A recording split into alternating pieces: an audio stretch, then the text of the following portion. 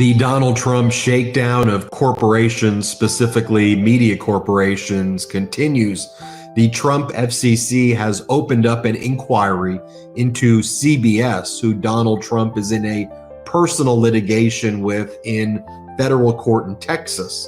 Donald Trump had asked that Texas court judge to continue some of the deadlines there, and then boop, the FCC sends a letter of inquiry to CBS to turn over their 60 Minutes raw interview with former Vice President Kamala Harris, including outtakes. And there's believed to be settlement talks that are taking place between Trump individually, personally, and CBS in the Northern District of Texas, or in the federal court in Texas. Let me just remind everybody about the sequence here, about what we're talking about even.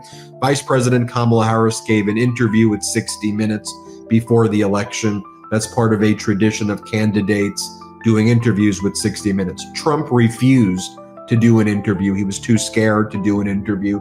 You may remember back in 2020, he walked out of that interview with Leslie Stahl. Then Donald Trump claimed that 60 Minutes edited out a portion of the interview with Vice President Kamala Harris regarding Gaza, or regarding an issue involving the Palestinian state. 60 Minutes said we didn't edit it out. There were different formats. The full video is available here. There were promos that were cut, but promos have cuts and we have editorial discretion, but here's the full interview.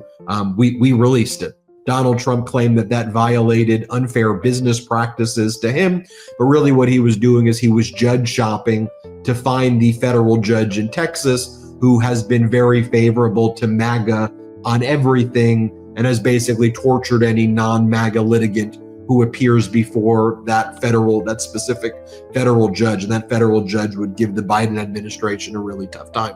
So Trump gave this big headline lawsuit right before the November election, $10 billion.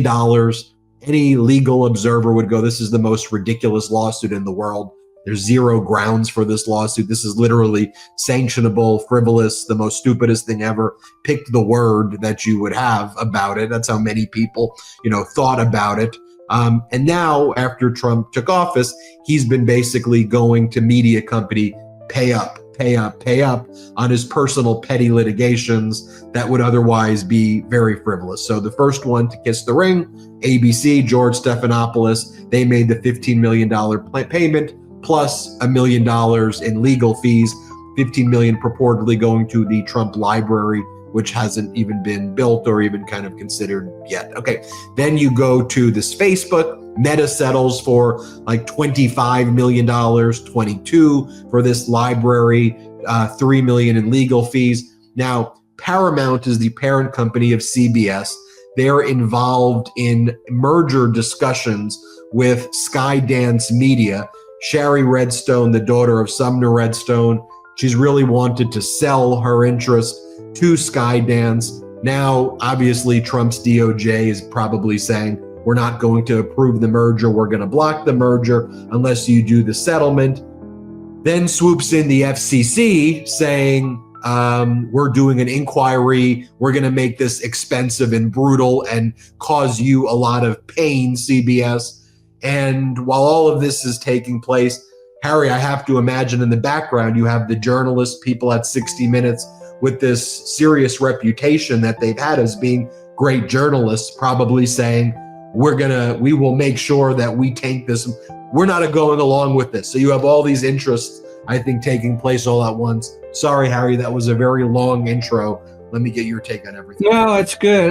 Look, this is like the ultimate l'état c'est moi on Trump's part. The it's just plainly abuse of the FCC to try to influence a lawsuit based on something that happened when he wasn't president. It seems meritless from all we know anyway, but in his mind, there was a interview of Harris that was favorable to Harris. Of course, this happens every day on Fox, on OAN. That's how the news business works. If they were in the tank for, that shouldn't have happened. But there's no possible defamation. He didn't try that. And just to put a finer point on this, Ben, this is now he's president, using his FCC to try to basically terrorize and get the media to sort of pony up. What is this like? It's like the first thing he got impeached for when he was president, but he reaches out to the president of Ukraine and for completely self-centered reasons, he tries to shake him down. It's what part of what happened in January 6th, trying to exploit the Department of Justice. And this would be in a normal situation, at least with, be in pre-Trump land, this would be a criminal investigation for sure. He is absolutely not taking care. He's abusing his powers to get the FCC. This is just like with the DOJ. Just write this letter that makes him a little scared, Georgia, and I'll take care of the rest with my friends in Congress. It is an outrage and a sort of moment of like crystalline corruption to be using the government, FCC, in order to plainly further his personal interests. Again, this is, if he has a grievance here, which I don't think he does, but it's when he was not even he was not an official at all. He was a candidate. He didn't like that interview. No, not even defamation. And you've mentioned it in passing, but could I just say the words that he made such a big deal about? Matt Kaczmarek, this is the judge who issued the ridiculous ruling on mifepristone, is a very right-wing, but not in a judicial way, in a policy way. And of course, who's above him? The Fifth Circuit, the craziest court generally considered out there, and then the Supreme Court, if they would take this case. So he could very easily get away with it, even though honestly this is something that could well be a criminal violation having to do with the statutes, where instead of taking care, he's using U.S. resources, U.S. enforcement, to have his own way and serve his own personal interests.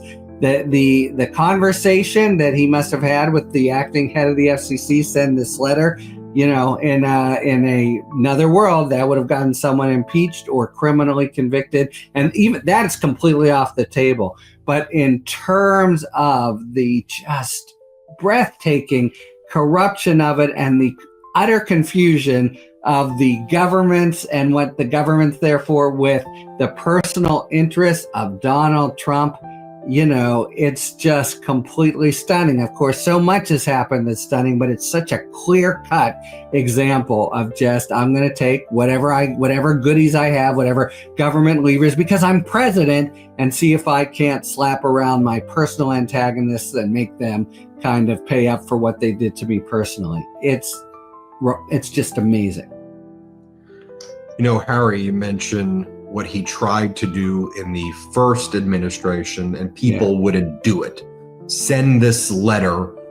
Everybody remembers the big scandal where Trump tried to, put people to lead the DOJ, push out all the people, the career people at the DOJ, so the letter would be sent about finding him the votes or seizing the voting machines or saying that the states should just say that their elections were incorrect and that there'll be a new one pursuant to the DOJ edict.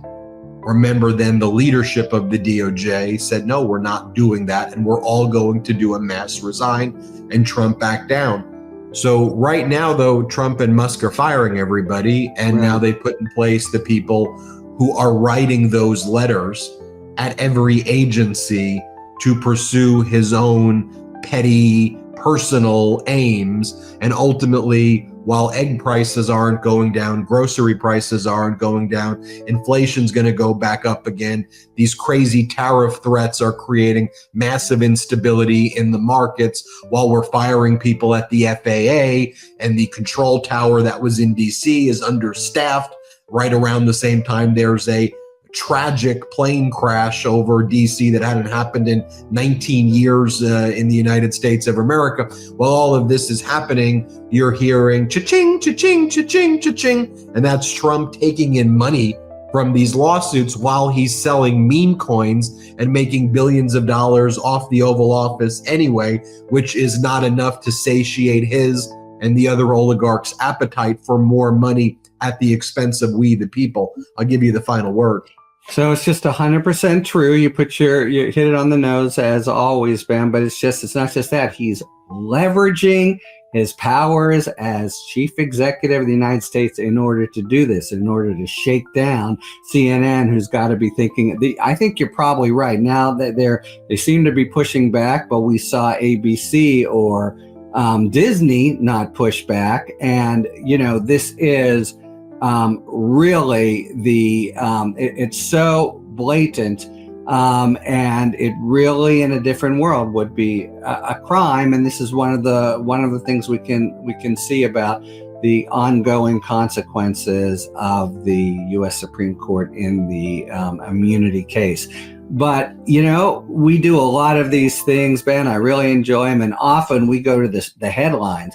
This will be today, the third head, whatever. He's doing so much to just ransack the government that something like this, which is just for him personally, we kind of almost overlook. And yet it really is structurally identical with what got him impeached the second time around, and that was in fact the strongest bipartisan vote for removal that we've ever had. It's so blatant and so crass, and I repeat, it's for stuff he did. If any kind of claim he has, and it doesn't seem like he has one, would be when he was a private citizen. So there's just no possible excuse here. It's just the office of the presidency is Donald Trump. Donald Trump is the office of the presidency. Welcome to Putin's America. But I'll end, because it's the end of a harrowing week, and just say all of this, we're in a big, big hole, but we start always, I think, by identifying the lie, calling out the lie, and waiting till the day comes, and I think it will, where it's clear in history and to the American people, fewer than half still support him, and they never have, that these are lies, that will be the sort of stake in the heart, to, in vampires terms, of Donald Trump. So we just have to keep fighting at that level, just starting with, it's a lie, it's a lie, it's another lie. We're going to keep track of all of this, make sure that the headlines aren't buried by other headlines, try to let you know what you need to focus on, keep track of it, give our legal analysis of these matters to help foster the dialogue within the legal community. There's going to be lots of legal challenges that are going to be mounted, against this. And look, reading between the lines here, and this is just my opinion, seeing what's taking so long, is it seems that Redstone's daughter, who controls the estate and who controls the company right now, she wants to resolve this. She wants the merger. She wants to sail into the sunset, quite literally, with billions. The other billionaire, the Skydance, has billions of dollars, I think, through family money as well. They want to make this acquisition and they want to get it done. Oligarch deal. And then I think you have buried in there a news division that has the most incredible history. But for whatever is happening, we don't know what's happening, but you could imagine what's, I think, happening with those hosts who are basically saying, well, good luck on your merger when we tank the news division, because we're not going to go along with that.